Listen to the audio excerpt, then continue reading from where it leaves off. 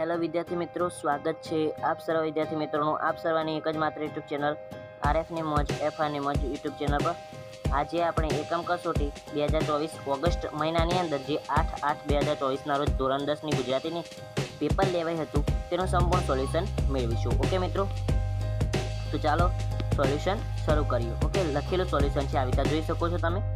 જોઈએ તો પહેલો પ્રશ્ન છે ધોરણ 10 પ્રશ્ન બેંક 2 ઓગસ્ટ મહિનાની અંદર 2023ની છે. આ જૂની પ્રશ્ન બેંક છે જેના અંદરથી 2024ની અંદર પ્રશ્ન પૂછાઈ શકે છે, મોસ્ટ આઈએમપી પ્રશ્નો. ઓકે, તો એનું સોલ્યુશન કરવાના છીએ. માર્ક્સ 25 રહેશે. વિભાગ નંબર એ જોઈએ ગદ્ય વિભાગ. એની અંદર જોઈએ તો વાયરલ ઇન્ફેક્શન, તો એના અંદર જવાબ આવશે પીળા કલરનું જ પાછું લખેલું છે ગુણવંત શાહ. અને ભૂલી ગયા પછી તો રઘુવીર ચૌધરી.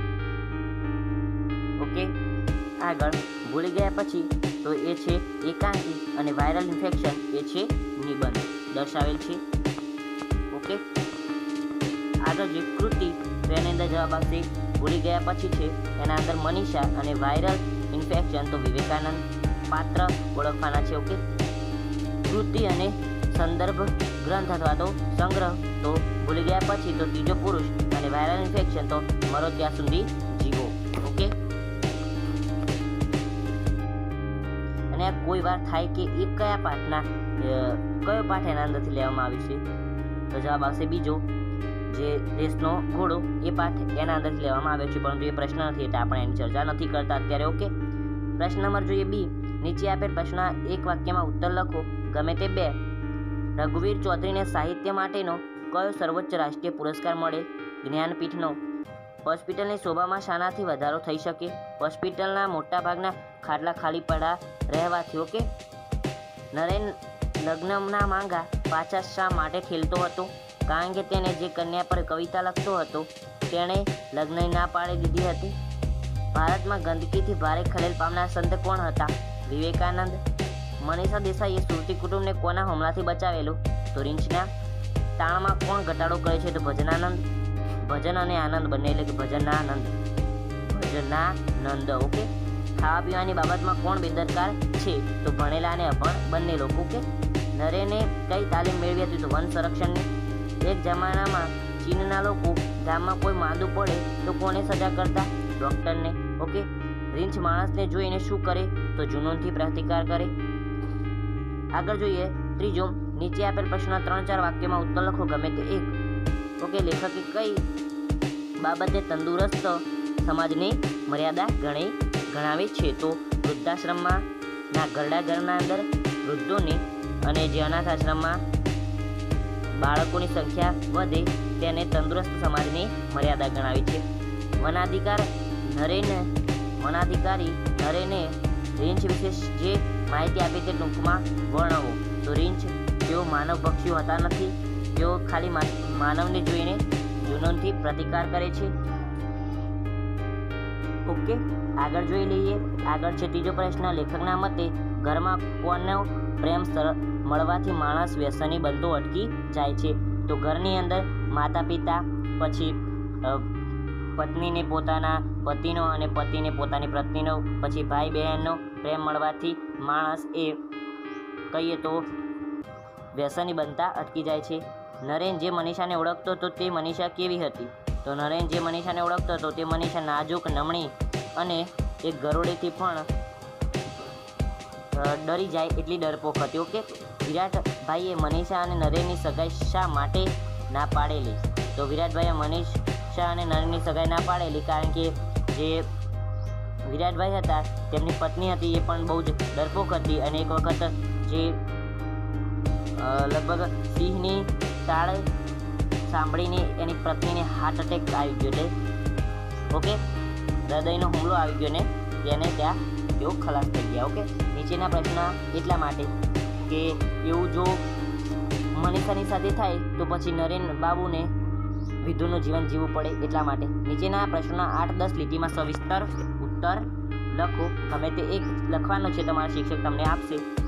મનીષાના પરિવર્તન અંગે પિતા વિરાટભાઈએ પોતાની ખુશી કેવી રીતે વ્યક્ત કરી તે પાઠને આધારે જણાવો.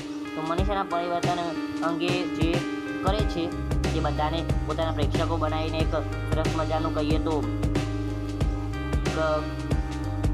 કંઈક કહેવાય ને શાયરી જેવું જ કંઈક હતું, મને યાદ નથી. એ બોલે છે શેર બોલે છે. લેખકે સૂચવેલ સામાજિક જાગૃતિના પગલાં વાયરલ ઇન્ફેક્શન પાઠને આધારે જણાવવાના છે. વાયરલ ઇન્ફેક્શન પાઠમાં લેખકે સમાજના વિવિધ સ્તરના લોકોનું કરેલું બારીકાઈથી અવલોકન પાઠના આધારે ચર્ચો. આરોગ્યની જાળવણી માટેના ગુણવંત શાહના વિચારો તમારા શબ્દોમાં લખવાના છે. મહિલા સશક્તિકરણનું ઉત્તમ ઉદાહરણ એટલે મનીષા વિધાને ચર્ચો એટલે કે ચર્ચા કરવાની છે. આગળ જોઈએ, વિભાગ નંબર 2 છે પદ્ય વિભાગ. નીચેના જોડકા યોગ્ય રીતે જોડીને ફરી લખો. ગમે તે એક. દીકરી તો ગઝલ, હું એવો ગુજરાતી તો ગીત છે. હું એવો ગુજરાતી તો વિનોદ જોશી. દીકરી તો અશોક ચાવડા. ઓકે, અશોક ચાવડાનું ઉપનામ બેદી. જો તો નીચે આપેલ પ્રશ્નના એક વાક્યમાં ઉત્તર લખો. ગમે તે 2 તમારા શિક્ષકે તમને પૂછ્યા હશે. કવિ શ્રી અશોક ચાવડાનું ઉપનામ જણાવો તો બેદિલ.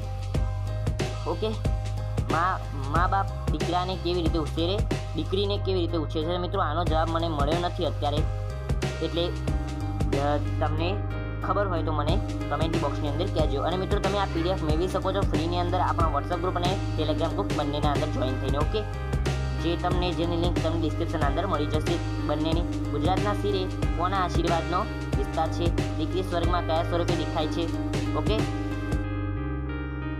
જે કયા દિવ્યોના સ્વરૂપમાં દેખાય છે? દિવ્યોની ઝલકના સ્વરૂપમાં દેખાય છે. સત્યના આયુધની ધાક ક્યાં જોવા મળે છે? સત્યના આયુધની ધાક જે ગાંધીજીએ કરી હતી તે વખત જોવા મળે છે.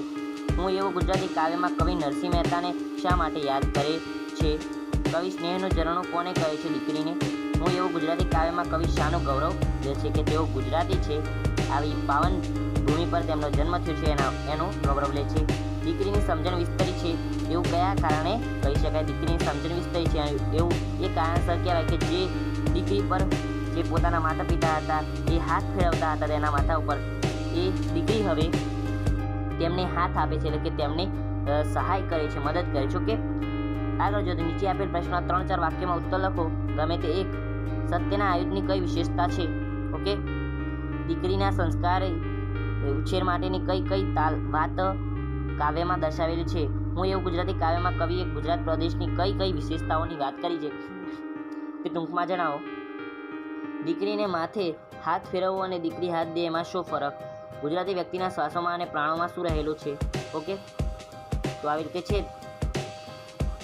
ગદ્ય અને પદ્યનો હારને સમજીને ઉત્તર લખે છે અને તેને મૌખિક રીતે લેખિત રજૂ કરે છે. જોઈએ તો એના અંદર લાજ મર્યાદા શરમ ગૌરીવતની હાર મારા મૂછે છે કોઈ છે રોજ કાયમથી ફળકમાં દીકરી કાવ્ય પંક્તિ સમજાવવાની છે. ઓકે, હું મારી માટીનો જાયો હું ગુર્જર અવતાર મારે શિવ ભારત માતાની આશીષનો વિસ્તાર કાવ્ય પંક્તિ સમજાવવાની છે. દીકરીને ઉછેર કેવી રીતે થવો જોઈએ તે કાવ્યના આધારે લખવાનો છે. પોતરે છે કોઈ વર્ષોથી ખડકમાં દીકરી, તેના અંદર પંક્તિમાં કવિનો ભાવ દર્શાવવાનો છે. વિભાગ નંબર C વ્યાકરણ વિભાગ છે. માગ્યા મુજબ ઉત્તર લખો. ગમે તે 3. નીચેના શબ્દોના ધ્વનિ છૂટા પાડો. નિર્દયતા. ઓકે, એને ધ્વનિ છૂટી પાડવાનું છે કે ન વત્તા ઈ વત્તા ર વત્તા દ વત્તા અ વત્તા ય વત્તા અ વત્તા ત વત્તા તા. વિવેકાનંદ વ વત્તા ઈ વત્તા વ વત્તા એ વત્તા ક વત્તા આ વત્તા ન અને વત્તા અ અને દ. ઓકે, શૌર્ય એના અંદર પણ એવી કરવાનું છે અને ફોરેસ્ટ એના અંદર પણ એવી. નીચેના શબ્દોની સાચી જોડણી શોધીને લખો. ગમે તે એક તમારા શિક્ષકે તમને પૂછ્યું છે. નૈસર્ગિક અને કઈ નૈસર્ગિક આવશે? મિત્રો, મારા ખ્યાલથી આ નૈસર્ગિક આવે છે, વચ્ચે નૈસર્ગિક આવી રીતે આવે, પરંતુ મિત્રો તમારી રીતે જોઈ લેવું. ઓકે, આગળ જોઈએ તો લિજ્જત સાચી જોડણી આ રહી લિજ્જત. ગંદકી આ રહી આવે. નીચેના શબ્દોની સંધિ છોડો. ગમે તે એક. વિવેકાનંદ તો વિવેક વત્તા આનંદ. સિંધુર્મી તો સિંધ વત્તા ઉર્મી. ઓકે, દિગ વત્તા અંત. ઓકે, નીચેના શબ્દોમાં પૂર્વ પ્રત્યય કે પર પ્રત્યય શોધો. ગમે તે પ્રત્યય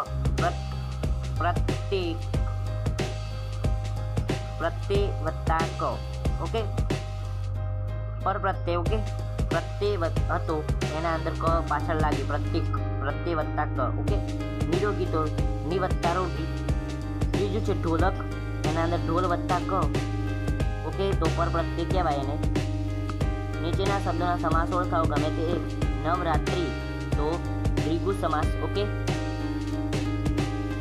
મહાજાતિ મહાજાતિ તો એના અંદર મિત્રો મારા ખ્યાલથી તો મને યાદ નથી એટલે હું તમને કશું કહેતો નથી. પાચન શક્તિ એના અંદર પણ નથી અત્યારે કહેતો. ઓકે, તમને જ્યારે પીડીએફ મેળવશું ત્યારે તમને ખબર પડી જશે કે અંદર શું છે, ત્યારે જવાબ મળી જશે.